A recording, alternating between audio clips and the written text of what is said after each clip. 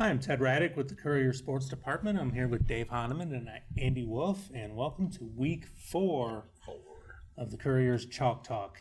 Once again, we'd like to encourage you to visit our sponsor, Rhodes State College, at rhodesstate.edu. All right, there's something Dave wanted to talk about today, and first I want to give you a date in history, Dave. Yes. October 20. Where am I at here? October 17th, 2014. Yeah. Tiffin Columbian and Shelby hooked up in a game. By the time it was over, in an overtime, Columbian won 83-82. I remember that one. I remember that happening too, yeah. Okay. Last week we had Pandora Goboa and Van Buren play scoreless through 3 quarters before it wound up being a one-touchdown Pandora victory. I was at Arlington and LB, which was 6-6 after regulation and wound up going to 2 overtimes. So your theory is you think maybe that after all the explosion of the spread offenses, maybe now defenses are starting to catch up again. Well, I was just like we were talking earlier. I think there's more of an emphasis on defense. Like Finley coach Mark Ritzler said all along, they're young and inexperienced on offense. The defense has to carry them early on. That's where their most experience is.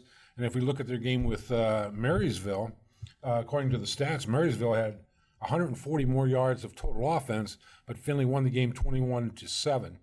And any of the coaches that will tell you, especially as we get into the playoffs later down the road, offense is fun, but defense is what wins you league championships. It'll win you playoff games. It'll win you state championships. Look how it benefited Macomb last year. Right. What do you think, Andy? Yeah, I definitely think so.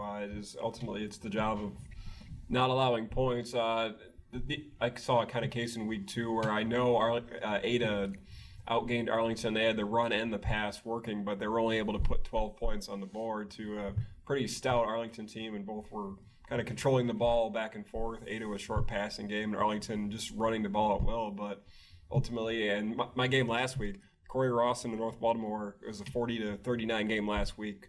I expected tons of yards, tons of points just between some of the athletes on the field, and with lower numbers, those kind of athletes really shine through. But Courier Rawson only got a couple of touchdowns in North Baltimore. I got in the 30s, but I mean, I expected a little bit higher scoring game, so defense has really shown more. I think we saw a general increase in the offense when the spread offenses came in, and not just the spread, but new styles of offenses that freed up talented athletes, get your good athletes open in space.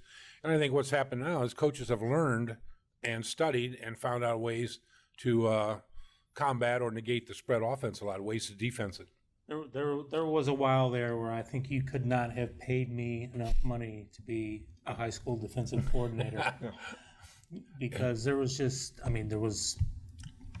no stopping that spread for a while. I think now guys are learning how to put pressure on the quarterback and jam up the receivers off the line. Oh, yeah. And, we're starting to see, for every action, there's a reaction, going back to the days of the single wing and, the wishbone. And, somebody will always invent something, and somebody's job is to prevent that from working. That's why they make the big bucks. Okay. Well, let's talk about this week's games a little bit here. Tall order for the Trojans this week. Very tall. This is like a go on the road to Toledo-Whitmer. Right. They've got a brutal schedule, and they open up league play with probably the best team in the league. We'll find that out later. 2012, I think it was, Finley won the track football championship. They lost to Whitmer that year, but Whitmer had to forfeit all their games for using an ineligible player. But you take Finley out of that mix, that 2012, every year it's been Whitmer or Central Catholic winning that league. Right. And they are just they're the big dogs in this league. It's a good league, and they're the big hounds in it. Going into this year, we knew Whitmer had the best quarterback in the league in Ronnie Keller, and they also had a very talented junior in Justin Johnson. But what they needed was a running back to kind of sort of complement things. Well, lo and behold, a Banks kid transfers in from Michigan who rushed for 1,400 yards as a junior is tearing things up, averaging about 150 yards a game this year. Funny how that works. isn't Funny it? how that works. So now they've got the quarterback, the running back. What that allowed them to do is take the Johnson kid, who they thought they might have to play running back. They put him out at receiver, Yeah. and he's one of the fastest kids in the league. And I think he had 2 touchdowns last week, and I think both of them went for over 80 yards. They're the real deal. They're always, and we talked defense earlier.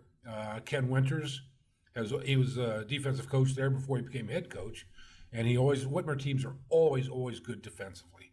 So you're never going to score a lot of points on one, and two, they've got some of the best athletes in the league, so they're going to score points.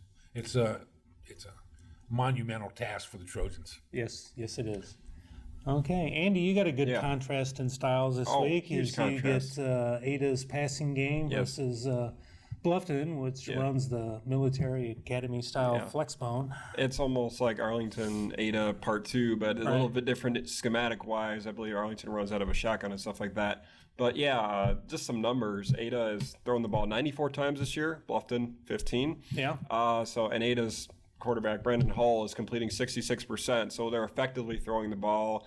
You almost hear like with the New England Patriots, their short, quick passing game is an extension of their running game. That's kind of the case with Ada because they were hitting short, quick passes on Arlington at will and really moving the ball, making lengthy drives, and you can kind of expect them to do it against Bluffton too. But kind of the X factor of this game, I think, is Ada's running game.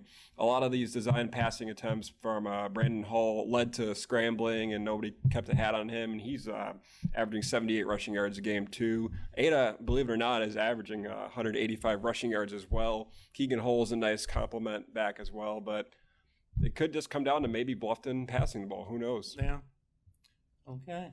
I remember back in the Mike Fell days, everybody thinks Ada was pass. They were about 50-50 back in those days. So, okay, I will be Friday night at Arcadia as we have Van Loo and Arcadia hooking up. Lou. And, it's classic small school football. Those teams are bitter rivals, and they are going to hit each other.